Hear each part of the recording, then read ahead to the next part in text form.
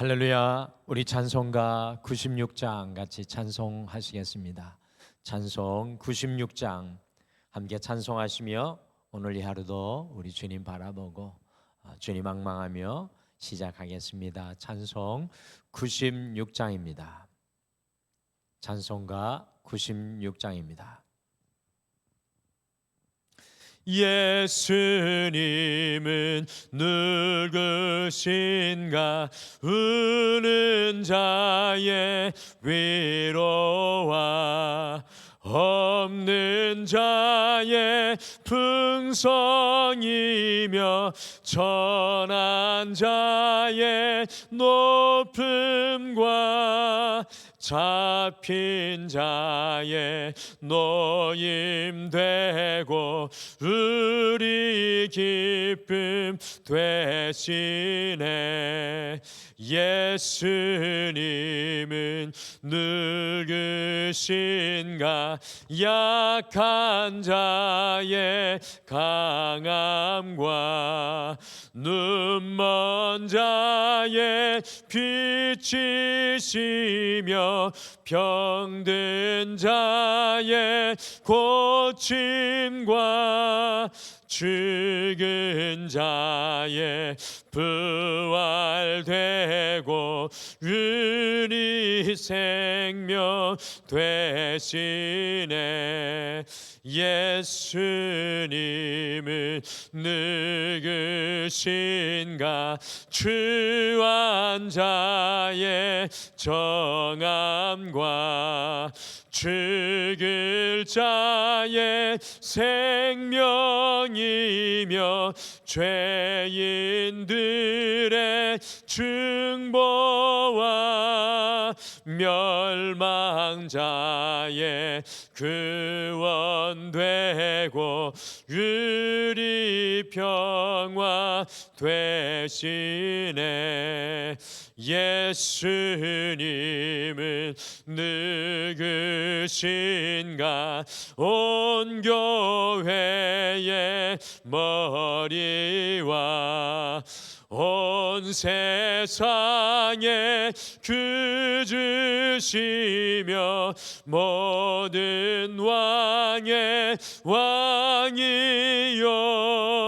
심판하시 주님 되고 우리 영광 되시네. 아멘. 우리 같이 기도하시겠습니다.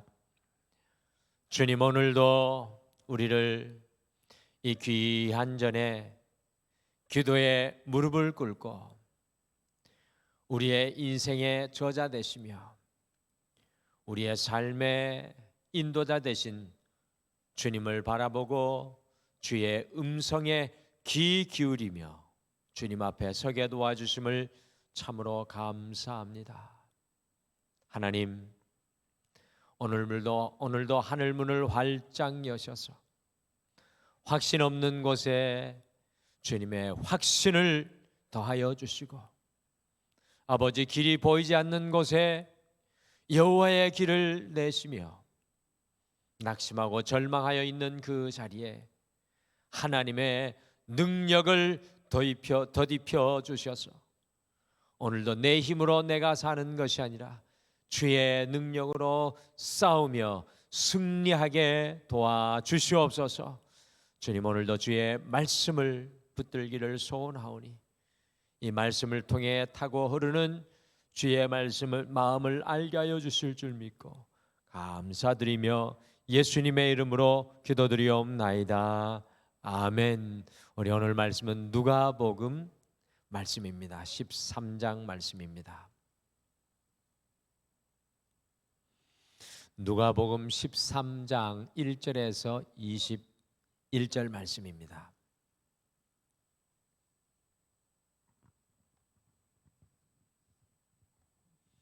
누가복음 13장 1절에서 21절 말씀 우리 같이 한 목소리로 읽겠습니다. 시작. 그때 마침 두어 사람이 와서 빌라도가 어떤 갈릴리 사람들의 피를 그들의 제물에 섞은 일로 예수께 아뢰니 대답하여 이르시되 너희는 이 갈릴리 사람들이 이같이 해 받음으로 다른 모든 갈릴리 사람보다 죄가 더 있는 줄 아느냐? 너희에게 이르노니 아니라 너희도 만일 회개하지 아니하면 다 이와 같이 망하리라. 또 실로암에서 망대가 무너져 치어 죽은 18사람이 예루살렘에 거한 다른 모든 사람보다 죄가 더 있는 줄 아느냐? 너희에게 이르노니 아니라 너희도 만일 회개하지 아니하면 다 이와 같이 망하리라. 이에 비유로 말씀하시되 한 사람이 포도원에 무화과 나무를 심은 것이 있더니 와서 그 열매를 구하였으나 얻지 못한지라. 포도원 지기에게 이르되 내가 3년을 와서 이 무화과 나무에서 열매를 구하되 얻지 못하니 찍어버리라. 어찌 땅만 버리게 하겠느냐? 대답하여 이르되 주인이여 금년에도 그대로 두소서. 내가 두루 파고 그름을 주리니 이후에 만일 열매가 열면 좋거니와 그렇지 않으면 찍어버리소서 하였다 하시니라. 예수께서 안식일에 한 회당에서 가르치실 때 18회 동안이나 귀신 들려 앓으며 꼬부라져 조금도 펴지 못하는 한 여자가 있더라. 예수께서 보시고 불러 이르시되 여자여 내가 내 병에서 놓였다 하시고 안수하시니 여자가 곧 펴고 하나님께 영광을 돌리는지라. 회당장이 예수께 안식일에 병 고치시는 것을 분내어 무리에게 이르되 일할 날이 엿새가 있으니 그동안에 와서 고침을 받을 것이요 안식일에는 하지 말 것이니라 하거늘 주께서 대답하여 이르시되 외식하는 자들아 너희가 각각 안식일에 자기의 소나 나귀를 외양간에서 풀어내어 이끌고 가서 물을 먹이지 아니하느냐? 그러면 18해 동안 사탄에게 매임받은 이 아브라함의 딸을 안식일에 이 매임에서 푸는 것이 합당하지 아니하냐? 예수께서 이 말씀을 하시매 모든 반대하는 자들은 부끄러워하고 온 무리는 그가 하시는 모든 영광스러운 일을 기뻐하니라. 그러므로 예수께서 이르시되 하나님의 나라가 무엇과 같을까? 내가 무엇으로 비교할까? 마치 사람이 자기 채소밭에 갖다 심은 겨자씨 한 알 같으니 자라 나무가 되어 공중의 새들이 그 가지에 깃들였느니라. 또 이르시되 내가 하나님의 나라를 무엇으로 비교할까? 마치 여자가 가로서 말 속에 갖다 넣어 전부 부풀게 한 누룩과 같으니라 하셨더라. 아멘. 마치 가을 들녘에 과일이 익어가듯이 우리의 인생이 성숙한다는 것의 한 가지 증거는 과연 무엇일까요? 주님 앞에 성숙하여지고 깊어간다는 하나의 증거는 과연 무엇일까요? 그것은 바로 이 부모님의 마음을 알아가고 결국에 그 부모의 마음으로 우리 또한 살아가는 것 같습니다. 철이 없을 때에는 이 다른 집과 다른 부모님을 비교하며 나는 왜 이런 집에서 이런 모습의 부모 밑에서 살아갈까? 이 불평의 마음을 가질 때가 있었는데요. 나이가 들어감에 따라 두 분의 희생과 헌신이 참 귀하고 아름답다라는 생각을 더 마음속으로 하게 되는 것 같습니다. 가정들마다 부모님들마다 환경과 상황과 이룬 것은 다 다르지만 그럼에도 불구하고 그 힘든 한 세월 이렇게 장성하도록 뒤에서 이 버팀목이 되어주지 않았다면 어떻게 오늘의 제가 있을까라는 감사의 마음이 더욱 이렇게 새록새록 느껴지는 것 같습니다. 그래서 세상 어떤 부모도 이 부모라는 두 글자 그 자체로 존경받는 것이 당연한 것 같습니다. 그 부모님의 마음이 제 자신의 자녀를 가지면서 더욱 깊이 느껴지는 것 같습니다. 그래서 이 자녀들은 부모를 이렇게 그리워하는 마음이 있는 것 같습니다. 오늘 함께 읽은 말씀 속에도 이 세상과 우리를 향한 예수님의 마음이 숨겨져 있습니다. 예수님의 마음을 각인시켜 놓고 있는 성경입니다. 묵상하면 묵상할수록 우리를 향한 주님의 마음, 또 이 땅을 향한 주님의 마음이 얼마나 귀한지요. 오늘을 살아가는 우리에게 너무나 큰 힘과 위로가 되는 말씀인 줄 믿습니다. 그래서 오늘은요, 이 주님의 마음, 주님의 마음이라는 제목으로 숨겨진 예수님의 마음을 함께 묵상하시고 그 예수님의 마음을 힘입어서 다시 힘내어서 이 하루를 주님과 함께 힘있게 달려서 주님의 기쁨이 될 수 있는 여러분과 제가 되시기를 간절히 소망합니다. 오늘 말씀해 보니까 주님께서는 여전히 소망 중에 포기하지 않으시고 기다리십니다. 우리 주님께서는 여전히 소망 중에 포기하지 않고 기대하고 기다리십니다. 오늘 함께 읽으신 누가복음 16장 6절에서 9절에 열매 맺지 못하는 무화과 나무 비유가 나오고 있습니다. 이 비유 속에 우리를 향한 주님의 마음을 새겨두셨습니다. 9절에 보시면 한 사람이 아주 특별하게 포도원에다가 무슨 나무를 심고 있습니까? 무화과 나무를 심고 있습니다. 이 출발부터가 굉장히 특별한 마음이 숨어 있습니다. 포도원에다가 무화과 나무를 한 그루 심었습니다. 왜 포도원에 무화과 나무를 심은 것입니까? 주인의 특별한 기대와 마음이 그곳에 있다는 의미가 아닐까요? 포도원에 무화과 나무를 심을 정도로 무화과를 귀하게 생각했다는 뜻입니다. 그런데 7절에 보시면 그 주인이 무화과 나무를 심어놓고 3년 동안이나 무화과의 열매를 맺기를 기다렸지만 열매를 얻지 못하는 안타까운 일이 일어나고 있습니다. 무화과 나무를 심어 열매를 3년 기다렸다고 하면 좋은 작은 묘목을 심었을 경우에 좋기 5년 정도는 이 주인이 기다렸을 것이라고 추측이 됩니다. 그래서 7절에 노한 주인이 특별한 기대를 가지고 있었던 그 주인이 노해서 포도원지기에게 답답한 마음을 말하였습니다. 3년 동안 무화과 나무 열매를 구하고 또 구해도 얻지 못했으니 땅만 버리지 말고 무화과 나무를 찍어버리라고 안타까운 마음으로 이야기를 하였습니다.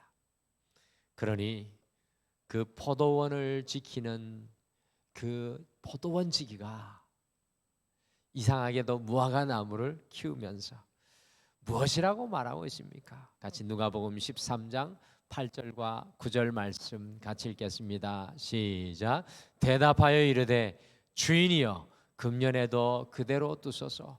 내가 두릅하고 그럼을 주리니 이후에 만일 열매가 열면 좋거니와 그렇지 않으면 찍어버리소서 하였다 하시니라. 아멘. 그 포도원지기가 어찌하여 땅만 버리겠느냐, 찍어버리라는 주인의 말을 듣고 간절히 간청하는 것을 우리 귀에 들을 수 있습니다. 주인이여, 주인이시여, 금년에도 그대로 두소서.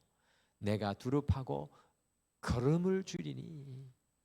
지난해에도 이런 말을 하지 않았을까요? 금년에도 그대로 두소서. 내가 두릅하고 걸음을 줄이니. 다시 1년 동안 포도원지가 두릅하고 걸음을 주고 땀을 흘릴 것이라고 말합니다. 여러분들 무슨 마음이 여기에 숨겨져 있습니까? 여전히 소망 중에 포기하지 않는다는 마음입니다. 그리고 다시 기다리겠다는 뜻입니다. 다시 땀 흘리겠다는 뜻이죠. 오늘 이 말씀 속에 열매 맺지 못하는 포도원에 심겨진 무화과 나무는 누구이고, 포도원의 주인은 누구이고, 그 포도원지기는 누구를 상징하는 것입니까? 무화과 나무는 회개하여 열매 맺지 못하는 우리를 의미하는 것이고, 5년을 기다린 포도원 주인은 하나님을 상징하는 것이고, 끝까지 여전히 소망 중에 포기하지 않고 기다리며 무화과 나무를 위해서 포도원 일하는 포도원지기는 바로 우리 예수님, 우리 예수님을 뜻하는 것입니다. 그렇습니다. 우리 예수님의 우리를 향한 마음은 우리가 오늘 비록 열매 맺지 못할지라도 주님께서 존귀하게 마련한 그 땅만 버리고 있을지라도 여전히 소망 중에 포기하지 않고 기다리시며 두릅하고 걸음을 주시고 계신 줄 믿습니다.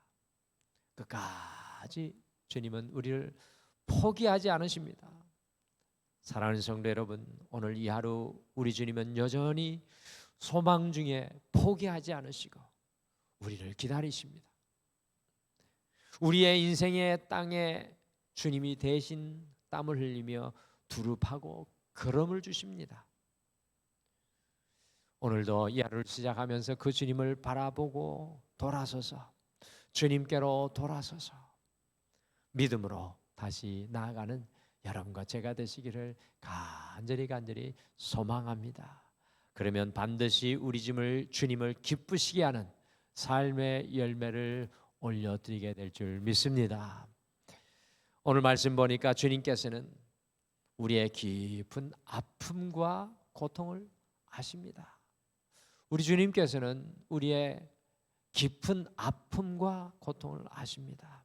우리의 인생에 말할 수 없는 고통, 그 괴로움을 다 아십니다. 오늘 읽으신 누가복음 13장 10절에서 17절 사이에 보시면 한 여인이 나오고 있습니다.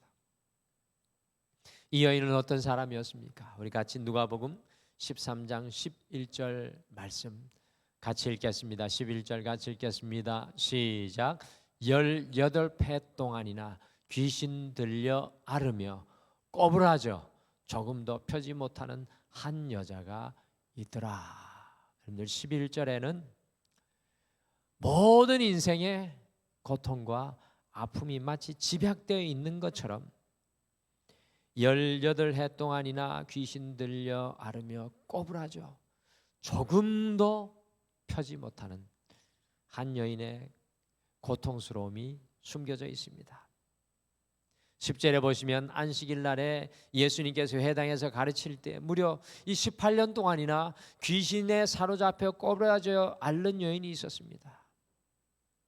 여러분들 무려 18년 동안 조금도 펴지 못하고 아픔과 고통의 쇠사슬에 꽁꽁 묶여 있는 이 여인이었습니다. 안식일에 이 여자가 회당에 들어와 있었는데 그 어느 누구도 안식일에 이 여인에게 관심을 두는 이가 없었습니다. 그런데 우리 주님은 이 여인을 결단코 그냥 지나치지 않으셨습니다. 같이 누가복음 13장 12절과 13절 말씀 같이 읽겠습니다. 시작. 예수께서 보시고 불러 이르시되 여자여 내가 내 병에서 놓였다 하시고 안수하시니 여자가 곧 펴고 하나님께 영광을 돌리는지라. 아멘. 예수님께서 안식일에 18해 동안 깊은 아픔과 고통 속에 있었던 여자를 보셨습니다. 우리 주님의 시선을 가리키죠. 보셨다라는 겁니다. 무엇을 보신 것입니까? 예수님께서는 이 여인의 무엇을 보신 것입니까? 그 여인의 깊은 아픔과 고통을 보시고 그 여인을 불러 손을 대어 안수하시며 이 여인을 치료하시는 주님을 발견합니다. 18년 동안 아픔과 고통으로 구부러진 그녀의 인생이 예수님 앞에 펴지는 놀라운 은혜를 누리게 되었습니다. 오늘 이 여인의 마음을 생각해 보십시오. 얼마나 감동이 되었겠습니까? 그런데 보십시오. 18년 동안 깊은 아픔과 고통 속에 있었던 이 여자가 고침받은 것을 보고는 회당장이 그 여인을 꾸짖으며 일할 날이 여세 동안이나 있으니 여세 동안에서 와서 고침을 받고 안식일에는 하지 말라고 소리쳐 꾸짖고 있습니다. 회당장은 그 여인의 깊은 아픔과 고통은 안중에도 없습니다. 마치 세상 속에서 살아가는 우리의 모습과 같지 않습니까? 우리의 아픔과 고통에는 안중에도 없습니다. 그러나 우리 예수님은요, 그 여인의 깊은 아픔과 고통을 결코 지나치지 않으시고, 여기서 중요한 것은 안식일일지라도 예수님은 그녀를 보십니다. 그녀를 보시고 고치시고 치료하셨습니다. 사랑하는 성도 여러분, 주님께서는 이와 같이 우리의 깊은 아픔과 고통을 아시는 줄 믿습니다. 오늘 우리가 이 아침에 깨어 주님 앞에 나온 이유가 바로 그것입니다.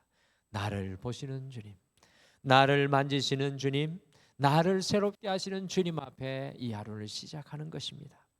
우리 주님의 마음은 우리의 고통과 아픔을 그냥 지나치시지 않으시고 오늘도 그 아픔과 고통에 손을 대시며 여러분과 저를 치유하시고 새날을 우리에게 허락해 주시는 줄 믿습니다. 그것이 주님의 마음입니다. 마지막으로 오늘 말씀해 보니까 주님께서는 작게 시작하시지만 놀랍게 이루어 주십니다. 그런데 성경에 주님의 역사의 모습입니다. 작게 시작하지만 놀랍게 이루십니다. 오늘 읽으신 누가복음 13장 18절에서 21절 속에 예수님께서 천국이 무엇과 같은지 비유하는 두 가지 비유를 말씀해 줍니다. 그 비유가 무엇입니까? 바로 겨자씨 비유와 누룩의 비유입니다. 겨자씨는 눈에 보이지 않을 정도로 정말 작은 씨앗이죠. 그러나 그 작은 겨자씨를 심게 되면 작게는 1.2m에서 크게는 7m까지 다양하게 놀랍게 자랍니다. 눈에 보이지도 않을 것 같은 그 겨자씨가 놀랍게 자라서 공중의 새들이 그 가지에 와서 깃들고 쉬게 된다고 예수님께서는 말씀합니다. 이것이 바로 주님의 마음입니다. 곧 주님은 우리 안에서 눈에 보이지 않을 것만 같이 작게 시작하시지만 놀랍게 우리 안에 주님의 역사를 만들어 가고 계신 줄 믿습니다. 주님의 마음입니다.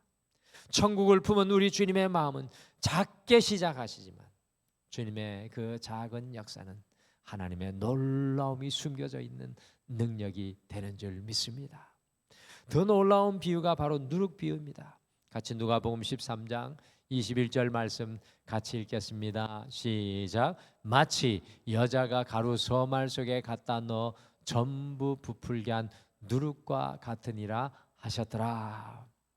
천국을 품은 우리 주님의 마음은 가루 서말 속에 갖다 넣어 그것을 모두 다 부풀게 한 누룩과 같다고 합니다. 가루 서말, 밀가루 서말이 몇 킬로입니까? 저는 이제 조금 나이 세대가 틀린 분들이 하는 이 수치 개념, 뭐 면리, 오리, 뭐 이런 게 좀 익숙하지 않은 세대인데 가루 서말, 밀가루 서말은 40kg입니다. 40kg. 그런데 40kg 밀가루에 누룩이 들어가면 어떻게 되는 줄 아십니까? 그 누룩이 부풀어서 한 마리 다 잔치할 수 있을 만큼의 빵과 떡이 나온다고 합니다. 놀랍지 않습니까? 뭐 별로 안 놀라시네요. 그런데 이 가루 서말이 몇 명을 먹이냐면 적어도 150명을 먹인다고 합니다. 우리도 가루 서말만 하면 되네요. 우리 자주 잔치했으면 좋겠는데 누룩이 들어가면 150명 한 마을을 먹여 살릴 만큼 놀라운 역사로 변합니다. 우리 주님의 마음, 우리 주님의 역사는 한 심령 속에 그 주님의 마음이 떨어질 때 그것이 누룩과 같지만 많은 하나님의 역사, 놀라운 역사로 변화되는 것을 보게 됩니다. 저를 돌아보아도 하나님의 역사는 그와 같았습니다.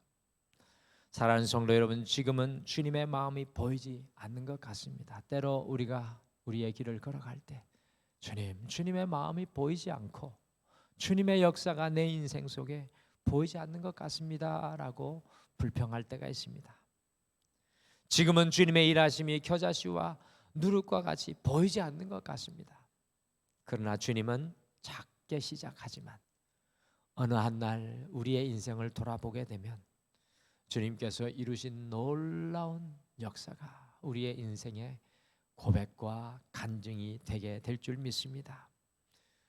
주님을 향한 그 마음을 볼 수 있는 눈이 열려야 합니다. 주님은 작게 시작하지만